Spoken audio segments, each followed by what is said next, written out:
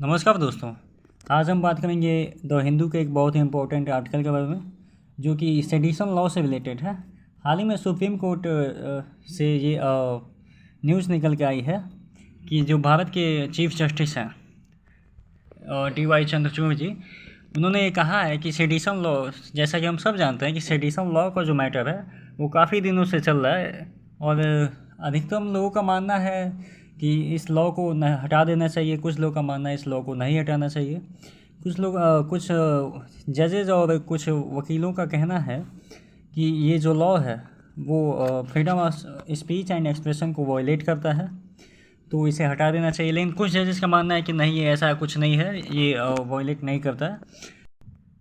तो इसमें पिछले कुछ दिनों से 3 जजेस के जो बेंच थी वो इस पर डिस्कशन कर रहे थे और अब ये क्या हुआ है कि ये जो सुप्रीम कोर्ट के जज DY चंद्रचूड़ जी ने इसको 5 जजेस के बेंच के पास भेज दिया है और उन्होंने बोला है कि अब ये जो 5 जजेस की बेंच है, अगर इनके बीच में कोई डिसीजन निकल के आता है तो उस पर विचार किया जाएगा कि इस सेडिशन लॉ को रखना है या फिर हटाना है। तो देखते हैं कि ये 5 जजेस की जो बेंचेस हैं वो क्या डिसीजन लेती हैं। हालांकि इसको सेडिशन लॉ को लेकर कई बार कन्फ्यूजन हो जाता है कि क्या ये फ्रीडम ऑफ स्पीच और एंड एक्सप्रेशन को वायलेट सच में करता है या नहीं। तो चलिए देखते हैं कि सेडिशन लॉ के बैकग्राउंड डेटा में क्या क्या है, जो कि एग्ज़ाम के पर्सपेक्टिव से काफ़ी इम्पोर्टेंट हो जाता है। सेडिशन लॉ के बैकग्राउंड डेटा की बात की जाए तो ये जो लॉ है वो 17वीं सेंचुरी में इंग्लैंड में इनेक्ट किया गया था। इसे लॉ मेकर्स इस लॉ को बनाने के पीछे एक ही पर्पस था कि जो गवर्नमेंट के ख़िलाफ़ जो भी जितने भी ओपिनियंस दिए जाते हैं या फिर कुछ ऐसे लोग होते हैं जो लोगों को भटकाने का काम करते हैं गवर्नमेंट के ख़िलाफ़ या एक तरह से देशद्रोह फैलाने का काम करते हैं, तो अगर कोई व्यक्ति ऐसा करता है तो उसे सेडिशन लॉ के अंतर्गत उसे इम्प्रिजनमेंट दिया जाएगा। और इसके इम्प्रिजनमेंट के बारे में हम आगे डिस्कस करेंगे कि कितने साल का होता है, इस पर फ़ाइन भी लगता है या नहीं। सबसे पहले देख लेते हैं कि ये ड्राफ्ट का हुआ था। तो ये ओरिजिनली ड्राफ्ट हुआ था 1837 में। थॉमस मैकाले ने इसे ड्राफ्ट किया था, जो कि एक ब्रिटिश हिस्टोरियन एंड पॉलिटिशियन थे। और ये जो सेडिशन लॉ है वो IPC में 1860 में इनेक्ट हुआ था। बात कीजिए सेडिशन लॉ के सेक्शंस की, तो ये सेक्शन 124A के अंतर्गत आता है। मतलब कि इसको 1870 में सेक्शन 124A में इसको इंक्लूड किया गया था एक अमेंडमेंट के द्वारा, जो कि जेम्स स्टेफन के द्वारा किया गया था ये अमेंडमेंट। आजकल की बात करें तो सेडिशन लॉ आज के दौर में भी एक क्राइम है, पहले भी क्राइम था।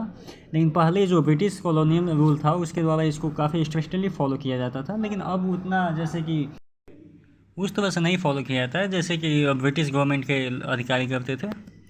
सो बेसिकली हम कह सकते हैं कि सेडिशन लॉ का जो कॉन्सेप्ट है वो ब्रिटिश के जो गवर्नमेंट के जो लोग थे उन्हीं के द्वारा लाया गया है और इसे अब इंडियन गवर्नमेंट के कॉन्स्टिट्यूशन में भी इंक्लूड कर दिया गया था उसी के दौरान।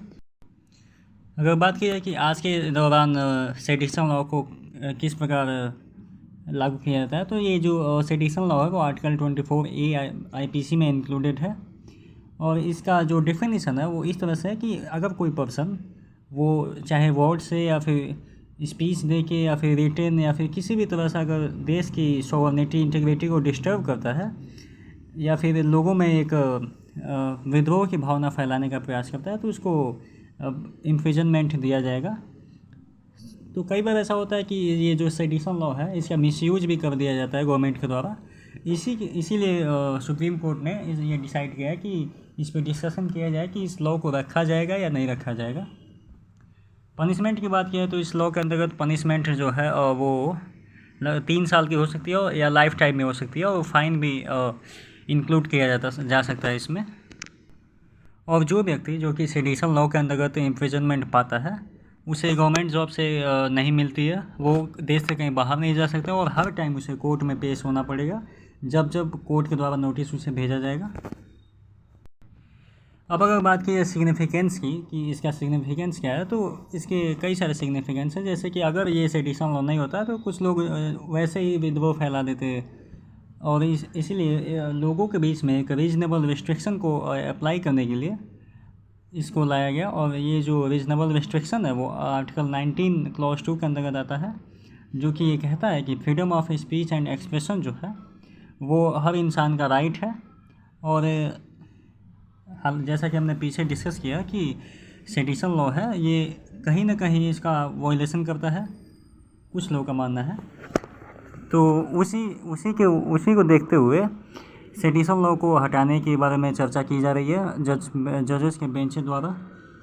अगर बात की जाए तो मेंटेनिंग यूनिटी एंड इंटीग्रिटी, अर्थात देश की जो यूनिटी एंड इंटीग्रिटी है उसको मेंटेन करने के लिए सेडिशन लॉ को लाया गया था उस वक्त, ताकि लोगों के मन में विद्रोह की भावना जागृत न हो सके सरकार के खिलाफ, या फिर जितने भी एंटी नेशनल एक्टिविटीज़ होती थी उसको रोका जा सके।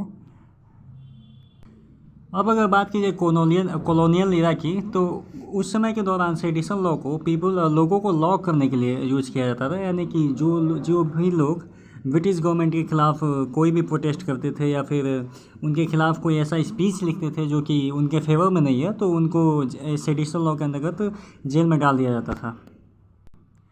और जैसे कि अगर बात की जाए तो लोकमान्य तिलक, महात्मा गांधी, जवाहरलाल नेहरू, भगत सिंह और भी कई ऐसे महान लोग थे जिनको सेडिशन लॉ के अंतर्गत जेल में डाला गया था। और उनको अंदर डालने के पीछे यही था कि वो विद्रोह करते थे और अपने स्पीच के माध्यम से लोगों को जागृत करते थे कि देश के स्वतंत्रता के प्रति। अगर बात की जाए कॉन्स्टिट्यूएंट असेंबली का इस पर क्या डिसीजन था, तो उस समय की जो कॉन्स्टिट्यूएंट असेंबली थी उसका वो इस बात से एग्री नहीं करते थे। मतलब कि उनका मानना था कि ये जो सेडिशन लॉ है वो freedom of speech and expression को वायलेट करेगा। फिर भी इस लॉ को लाया गया क्योंकि उस समय ब्रिटिश रूल था। अगर बात की जाए कि डिसरिगार्डिंग सुप्रीम कोर्ट जजमेंट की बात की जाए, तो Kedarnath Singh versus state of Bihar case 1962 में सुप्रीम कोर्ट ने कहा था कि ये जो सेडिशन लॉ है इसके जो क्राइटेरियाज़ हैं उसको थोड़ा लिमिटेड किया जाए और एक ऑथेंटिक इन्फॉर्मेशन के बेसिस पे ही लोगों को गिरफ्तार किया जाए। क्योंकि कई बार ऐसा होता है कि सेडिशन लॉ का गवर्नमेंट के द्वारा या फिर कुछ अधिकारियों के द्वारा मिसयूज कर लिया जाता है, यानी कि जानबूझकर लोगों को गिरफ्तार कर लिया जाता है ये बोल के कि इन्होंने सेडिशन लॉ को वायलेट किया है। सो इस न्यूज़ में यही था। तो thank you for watching my video informative लगा हो तो प्लीज़ लाइक एंड सब्सक्राइब। और अगर आपको इस बैकग्राउंड डेटा का PDF चाहिए तो आप मेरे टेलीग्राम चैनल को ज्वाइन कर सकते हैं, मैं उसका लिंक डिस्क्रिप्शन में डाल दूँगा। और आप मुझे इंस्टाग्राम पेज पे भी फॉलो कर सकते हैं। So thank you for watching my video. Thank you.